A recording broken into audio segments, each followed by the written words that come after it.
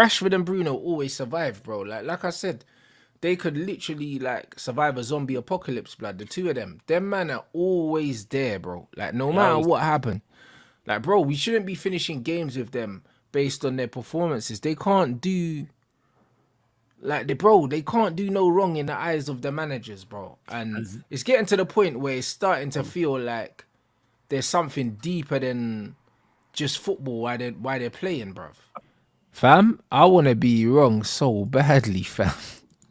I wanna be wrong so badly, but fam, do you know what I mean? You know what they say in life, yeah? In life they say, yeah, like if somebody shows you who they are, then you should believe them. I agree with that. You know what I'm You know, saying? It's like something that. I abide by. Yes, 100%. Yeah, 100%. 100%. And the manager showed, man, who he is. This team have showed us who they are, blood. Why should we be sitting here thinking that things are gonna get better, like without something changing? Why are we gonna think that? Uh, it's so bad. I hear you. In regards to why it can change, you're looking at a Varane, you're looking at Amrabat. So that's from a defensive standpoint. Because we can revert back. Hopefully, we can revert back to what we did last year in terms of from a defensive standpoint. Offensively, I look at it, and that's the big issue. Because there's nobody missing who I think we can add into this team I go, yes, they turn it around. Look at the players. I mean, Varane, you can say so, 110%. He makes an improvement. He's a major upgrade on Lindelof. We all know this. Amrabat also too. He's gonna help in there. Kobe Mano, you can throw into the mix as well. But from an offensive standpoint, I look at it and I go, there's no one that changes this. Hoyland has been a plus already. Took his goal well also. But outside of that, creating chances, score. Even though we scored 3 goals against Bayern, people understand what I'm saying when I Yeah, but mention that bro, it's we been a scored problem all three season goals, long. but bro, like we weren't good. Nah, it Like, wasn't do you good. know what That's I'm the point that saying? I'm making. I don't want Like, people to think we scored 3 goals and that yeah, solves the problem. Like, no, the problem's not solved. But that was our issue all last season was creating chances consistently and scoring. This is why we only scored 58 league goals last season. Like, it's yeah. well Like documented. yesterday, yeah, it's crazy because I think someone said to me today, I was in the gym and someone said something to me like, oh, like something along the lines of, "Oh, like great game," and I was like, "Oh, was it?" You know Yeah, what I was that, it bro? wasn't I a was great game. watching that game and I was thinking, bro, cool. Great game. That didn't feel like a 4-3.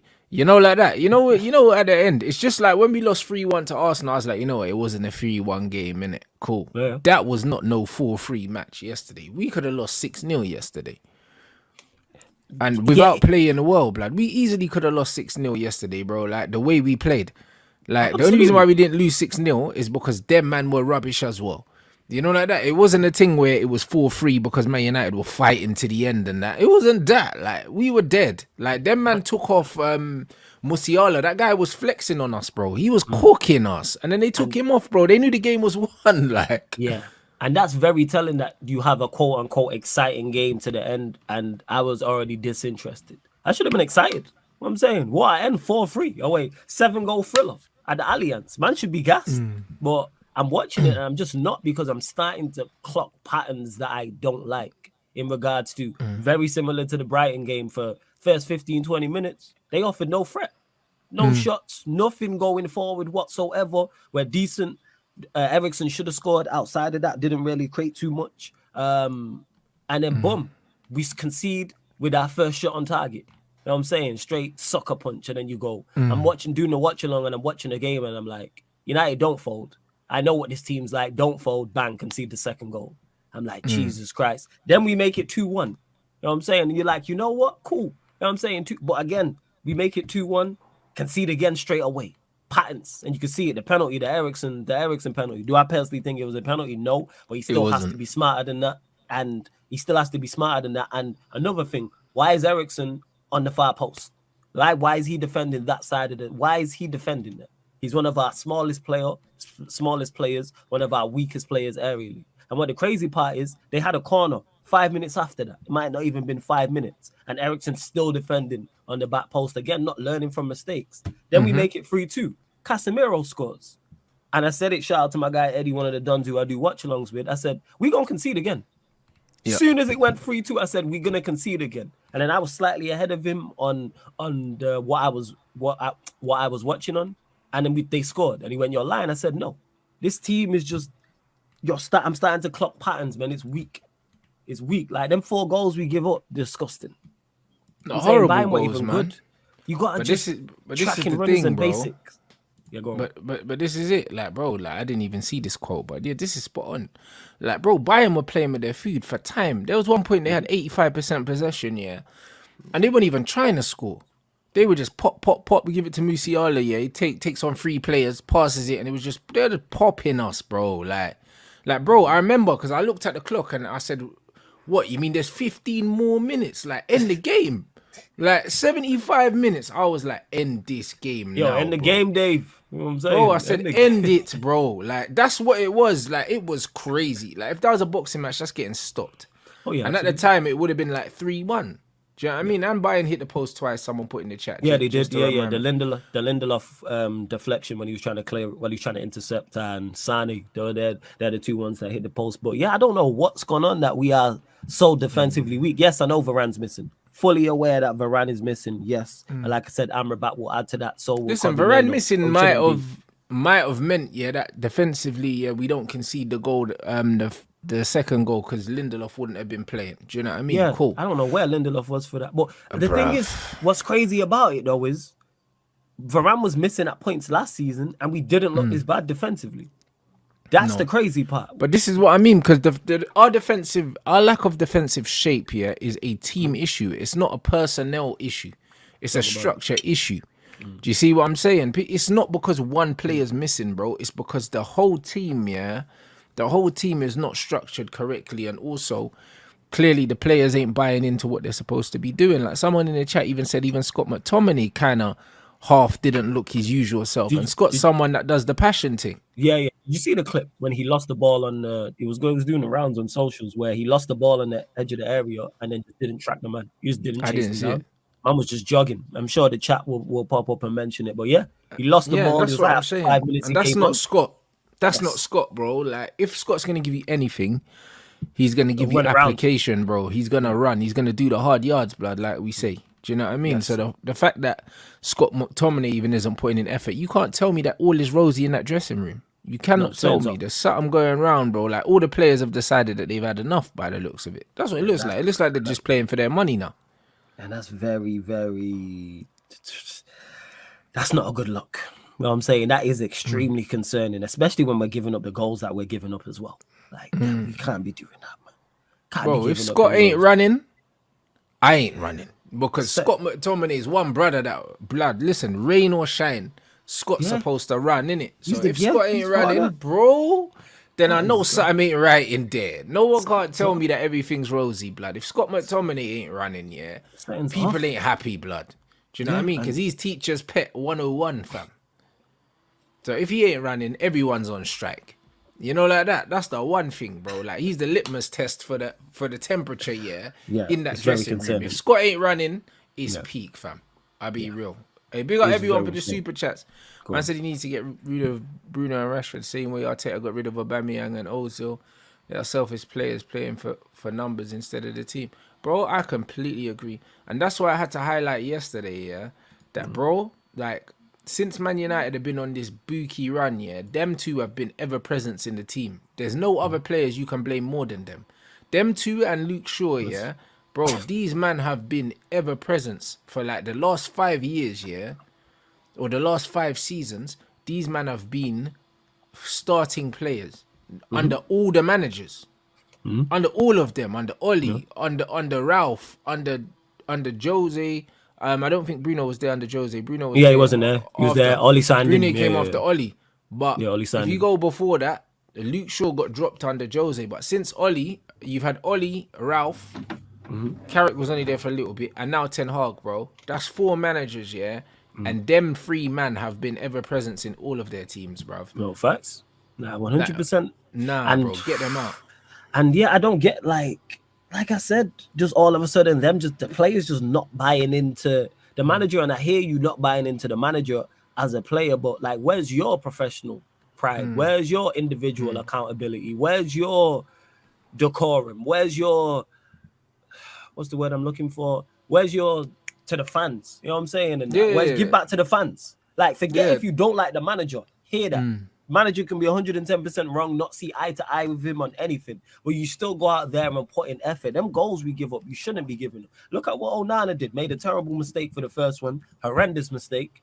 But then afterwards, he's like, you know what? Let me go out and talk to the media. He could have easily hit him. Yeah, but And be like, I'm that's not gonna because go to. he's a I respect him. character. I He's a respect him. character, bro. Like he's a respect real character, bro. And he took it on the chest. You know, like that. He said, "Yo, I should have done better." You know what I mean, Yeah. even though we defend as a team, I'm the goalkeeper, so I have to stand on that.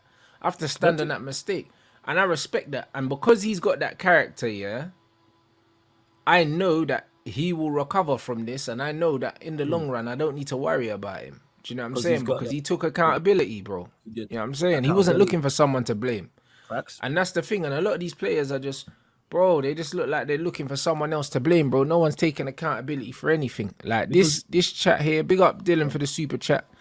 Man said about Musiala's feet were crazy, bro. Like I said yesterday, like he was cooking us, innit? And you're right. That was the same was being said of Sanch, bro. And you don't become a bad player overnight. You know what I'm saying? You don't. And the beauty of it is, yeah, someone like Musiala at Manchester United, he would die as well.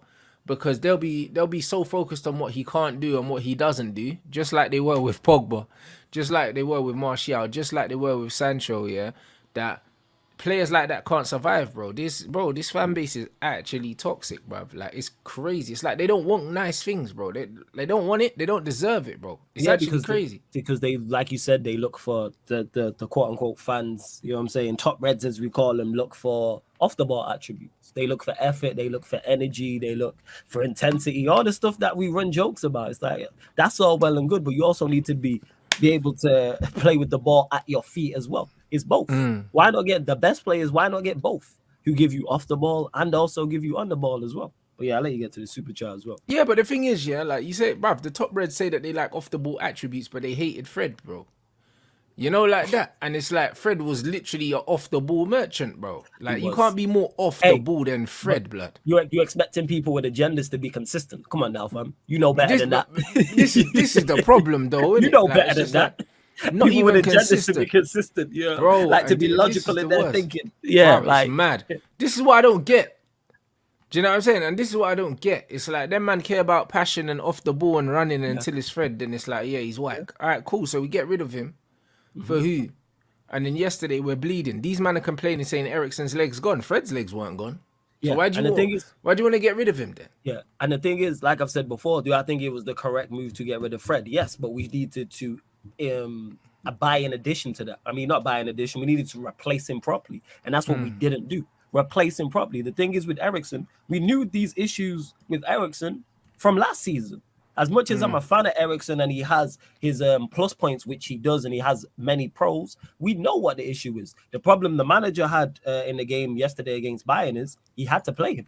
That's why I'm not going to criticize the manager for that lineup. When you look at the lineup he started, that's the only team he could have played. Maybe you could say Garnacho for Rashford. Other than that, the team picked itself. You got one right back fit, one left back, 3 centre backs, one of them being Johnny Evans, 5 midfielders, one being Hannibal, who would be very unfair to throw him out in the Alliance, and the other Scott McTominay. Like Palestri's the only right winger, Hoyland gonna start up top. So he had to play that team. Now, if you want to talk about Manchester United preparing to plan in the summer window, that's a whole different conversation. But the manager, in terms of that lineup, I'm not going to critique him on the lineup itself. I'm glad he went with that lineup. He had no choice. The lineup was calm, innit? Like, bro, the changes.